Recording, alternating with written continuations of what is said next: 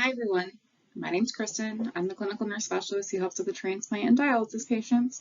And I'm here today to talk a little bit about one of our transplant topics. I've been trying to start to do a series every month or so on a pertinent transplant topic. And the topic we decided to go with this month is PTLD. So this is a recording of a in-person session that I did a few days ago. So the name of this is When Immune Suppression Strikes Back, Understanding PTLD.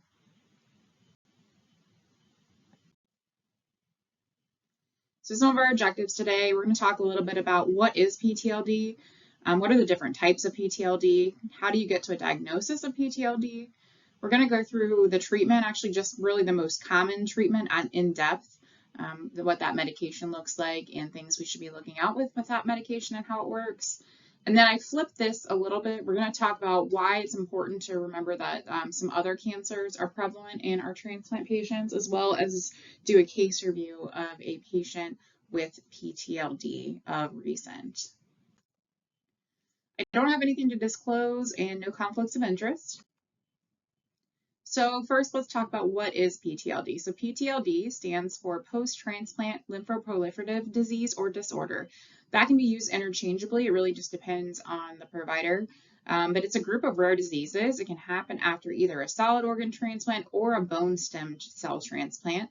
It affects certain types of lymphocytes. We are going to do a little bit of deep diving into lymphocytes, how they work, and those kinds of things as we go through here. And you're going to notice I'm kind of taking you on the journey of what is PTLD, because there are certain things we have to understand before we understand how PTLD works. And we really need to go through the processes before we get to the meat of the talk. But anyways, back to this. It does affect certain types of lymphocytes. One or more of the types can generally become abnormal and grow out of control.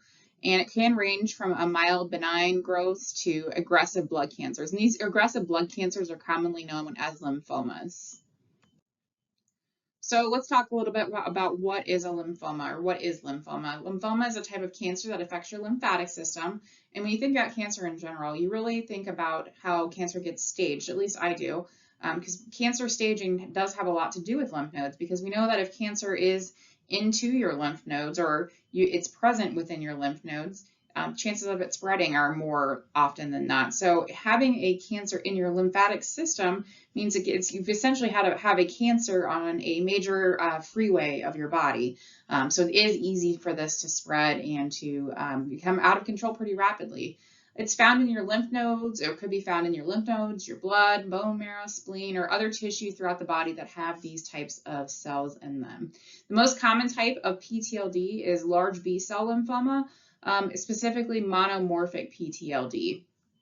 It's often CD20 positive, and you'll see that on biopsies. Monomorphic is unfortunately very aggressive. Monomorphic acts like aggressive lymphoma. There are other types that include polymorphic, early lesions, and classic Hodgkin's lymphoma that fall within that category.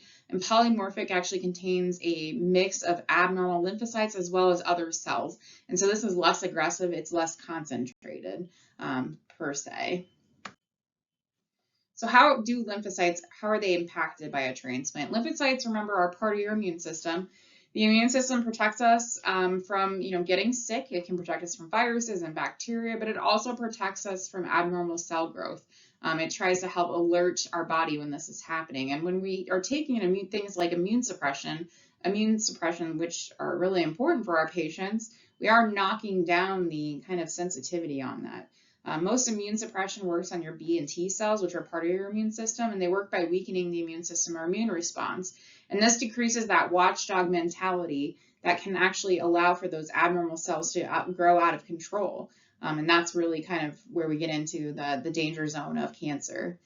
When we think about viruses, one of the common viruses when we talk about with our transplant patients is EBV. And EBV can really correlate a little bit with our PTLD, but EBV hides within the B cells while it's in a dormant state, which is true for a lot of things. But if we know that there's viruses that are hiding within these dormant or can hide within these B cells, and then suddenly we are now lowering our immune system via some suppression from our immune suppressants. We're lowering our B and T cells, or our drugs are working on our B and T cells. Then all of a sudden we have a problem because those viruses can become activated or reactivated again, and suddenly we're in a big world of hurt. So speaking of EBV, like I said, we're talking through these things one step at a time. So what is EBV? EBV is also known as Epstein-Barr virus.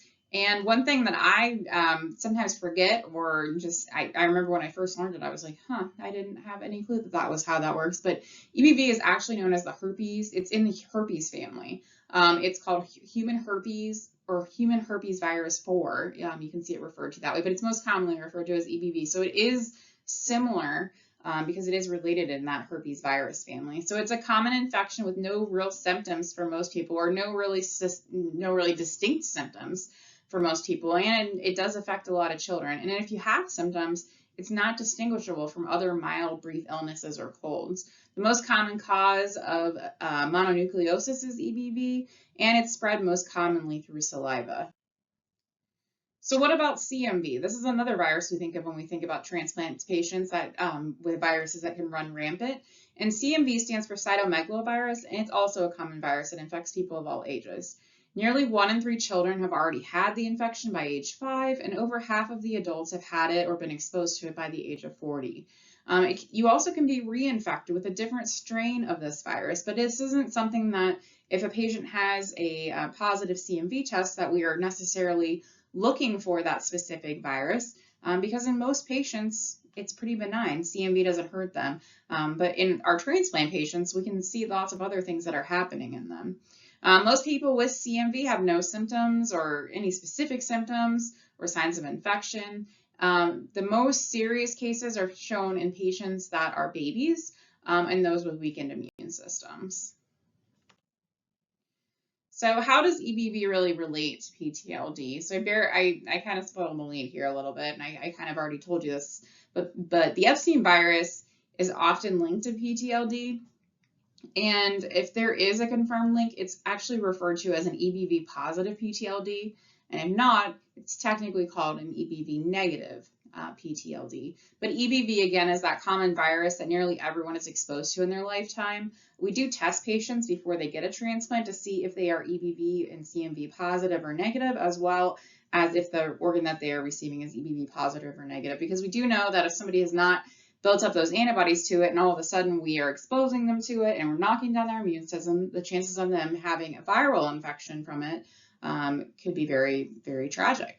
EBV, again, can get inside those B cells, and T cells are usually what get rid of the B cells that specifically have EBV, and our immune suppressants usually work, specifically the ones that we like to use here on the solid organ transplant. They work by hindering the T cells.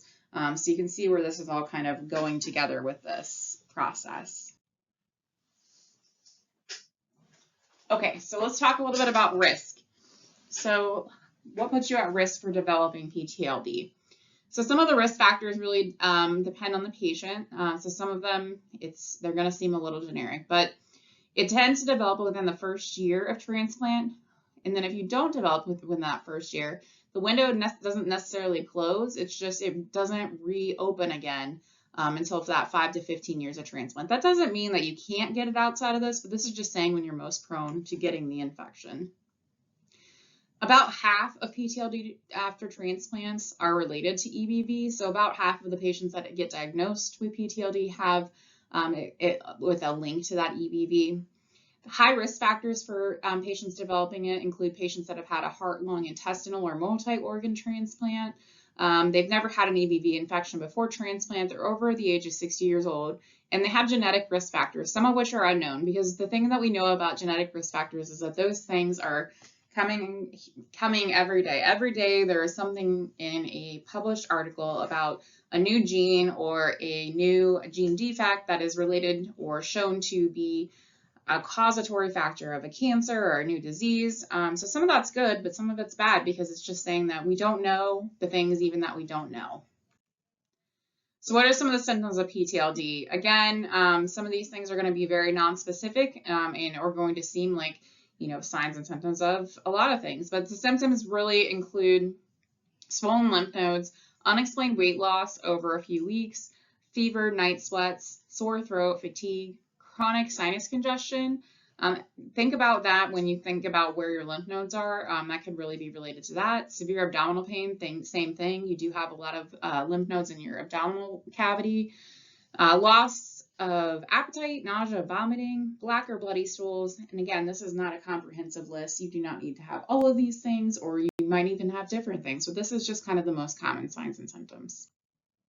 So how is a diagnosis made? So diagnosis is usually made by a biopsy, but how do you get to that biopsy? You really start kind of twofold. So biopsies are usually done after a few things. So usually what happens is you get your blood drawn, and again, when we have a patient that has EBV positive, you'll usually get your viral levels drawn, and your viral levels will kind of track and trend your how the quantity of that virus circulating in your system. And if we're suspecting that a patient has PTLD, at the same time, we're probably sending them for multiple scans.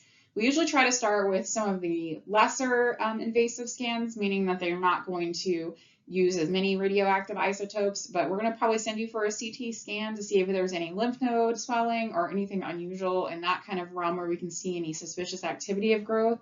And then if there is something that's showing up there, we're going to probably send the patient to a PET scan. And I'm going to talk a little bit about what is a PET scan on the next slide.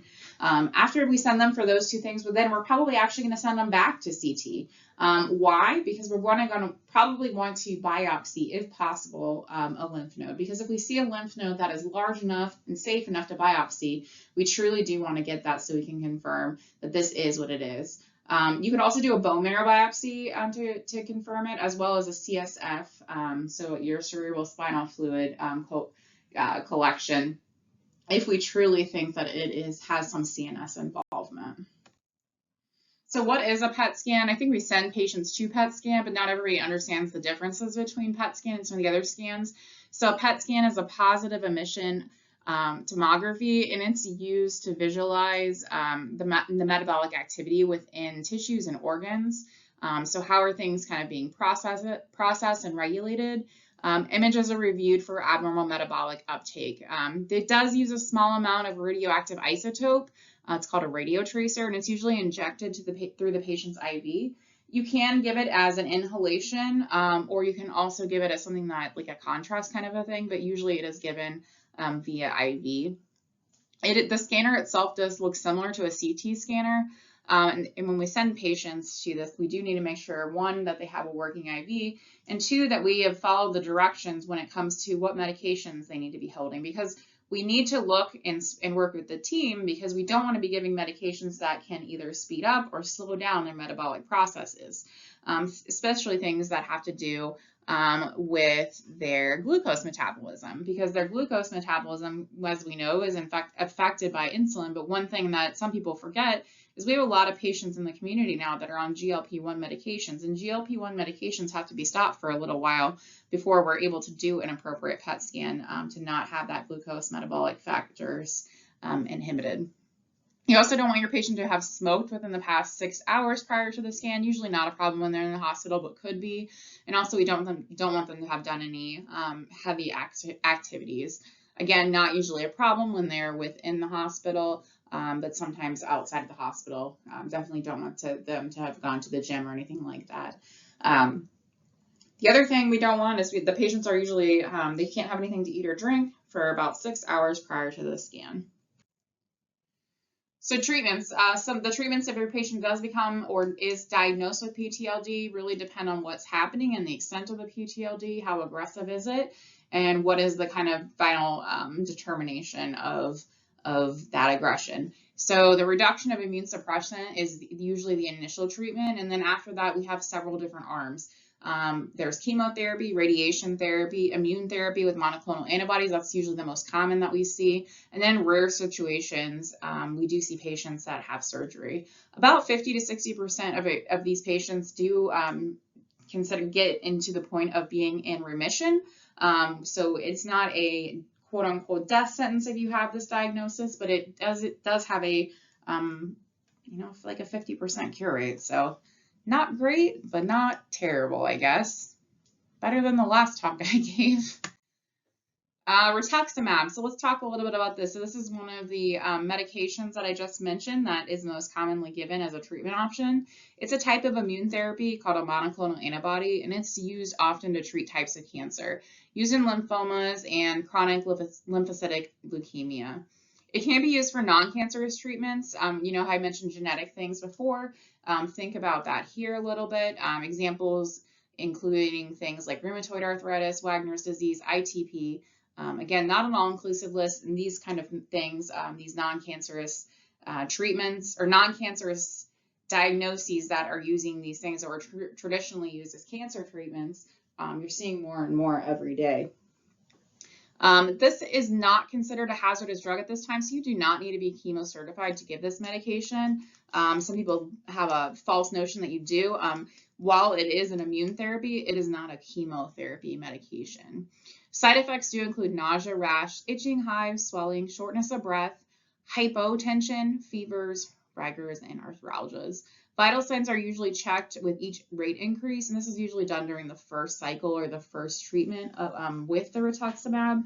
And similar to some of our other medications like ATG, it's not done as frequently with other cycles or other doses.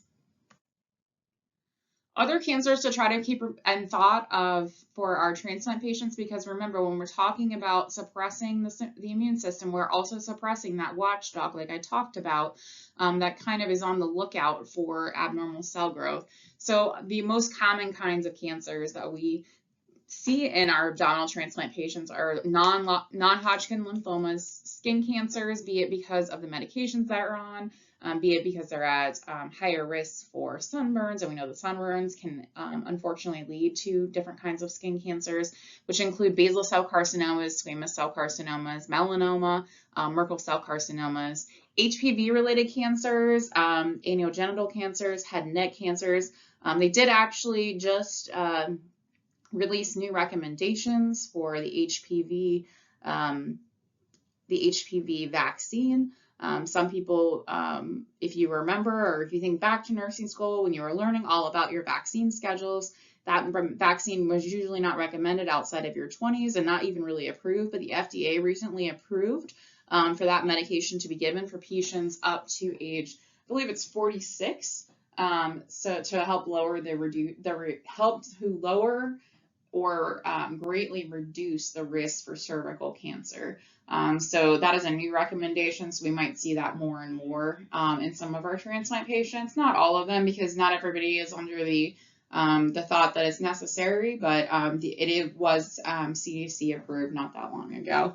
HHV-related cancers, so when we see Kaposi sarcoma, a lot of people think of HIV or AIDS patients. But that is another thing that you can see in transplant patient populations. HPV, HCV cancers.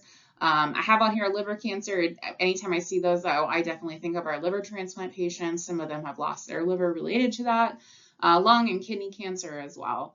Immune suppression, again, blunts that immune surveillance response and allows for that unwanted cell growth, or could allow for that unwanted cell growth.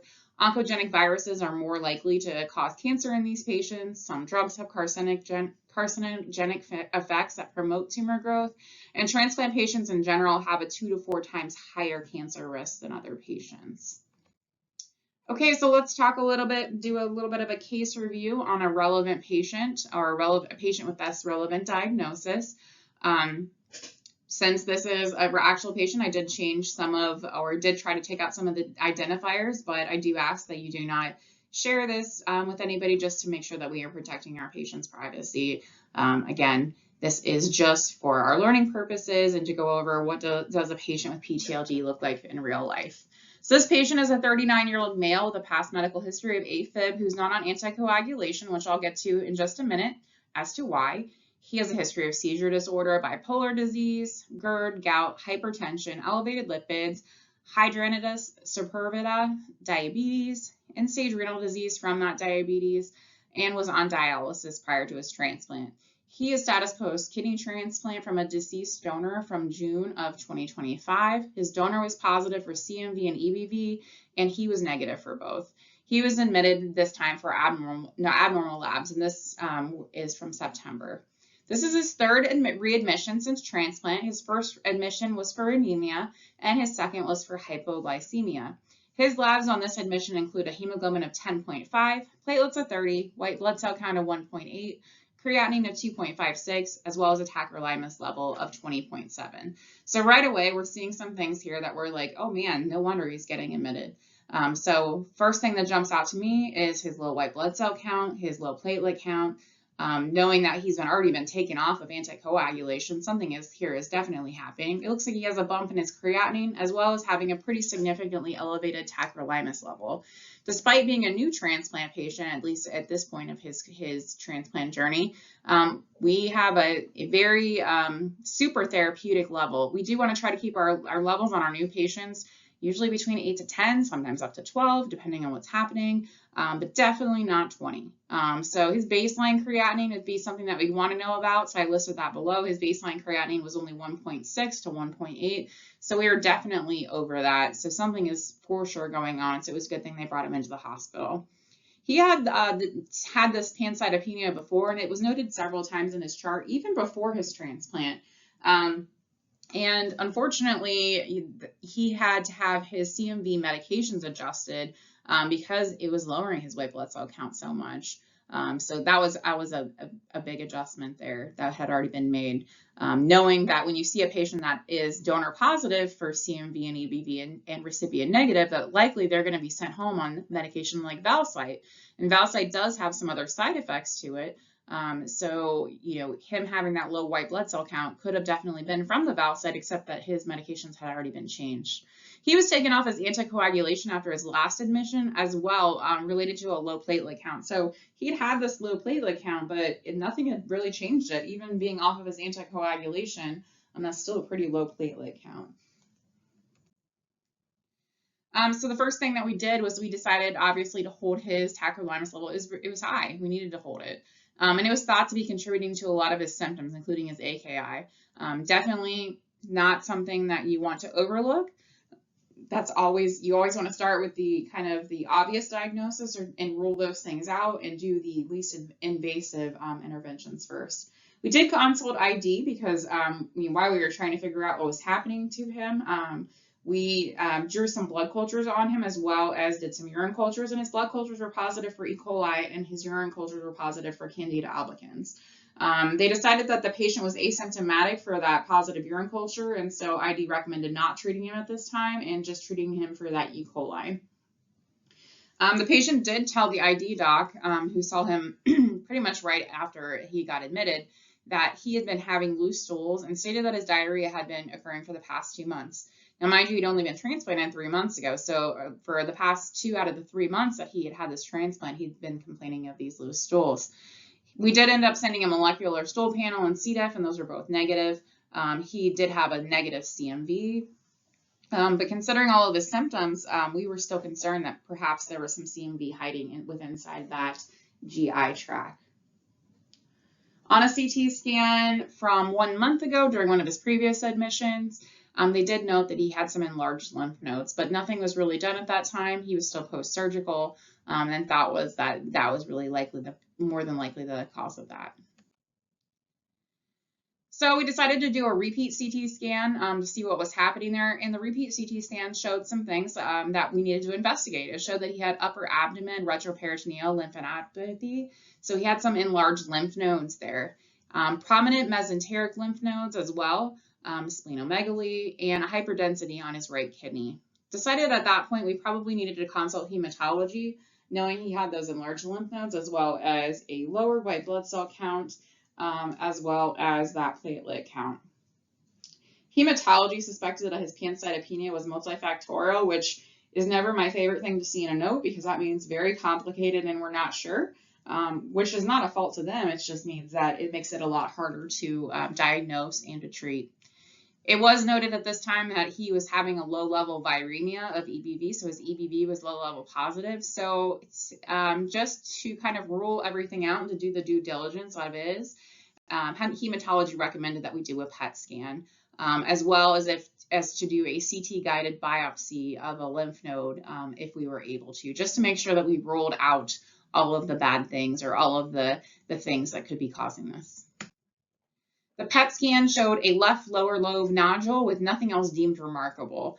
So hematology also at that time recommended doing sending histo and crypto because we do live in Ohio. We do have dampness in the air, and anytime you live in an environment that has moisture, or anytime you actually, I heard a pulmonologist once say, anytime you live in an area where you have a basement, you should always consider those kinds of things in your immune compromised patients because mold is prevalent in areas with basements. Given the fact that we have this lung nodule now, or this probably likely a lymph node, we decided to biopsy because it seemed the most reasonable to get, the safest, and hopefully to give us the most information. So hematology recommended doing that biopsy. So under CT guidance, we did a lung biopsy. And surprisingly, the pathology came back and it was positive. Hematology wasn't expecting to find anything, but they said, you know, based on what was happening, they definitely needed to rule it out because he checked a lot of the boxes. It's just nothing was grossly positive to make us think that he definitely had PTLD. So the pathology showed abundant T cells with scarce large atypical CD20 and EBER positive B cells, which is consistent with PTLD. So he was diagnosed with monomorphic PTLD, and if you think back to what we were talking about earlier, this is on the silver lining of the cloud, because while it is PTLD, it is definitely the less aggressive PTLD. It was decided from hematology that he would not be a great candidate for CD20 directed therapy because they didn't think it would really be effective in this kind of PTLD. So it was decided that his course of treatment was going to be to lower his immune suppression and to give rituximab for a 4-week course. He did complete his 4-week course and did really well. Unfortunately, he was back in the hospital not that long ago with other complications. So he had other things that are happening. Unfortunately, this is what happens with transplant patients, though. Sometimes you can get them through some of these really, not great situations like a PTLD, and then we, see further complications down the road of things that are, even something as small as rhinovirus. So, anyways, just here to show you that this can happen in our patients, that patients do survive this as long as we are thinking about this. The positive things in this is that while the doctors were not as suspicious of PTLD because he didn't check all the boxes, they still did the due diligence of ruling out all of the things, which got them to kind of the diagnosis by exclusion and then got them to the true diagnosis via a biopsy. So hopefully this helped enlighten you on a little bit of what is PTLD, why we treat it the way we do, and how do those patients kind of do after that. So again, hope you enjoyed this, and I will see you in next month or the month after with our next topic of transplant education. Thank you.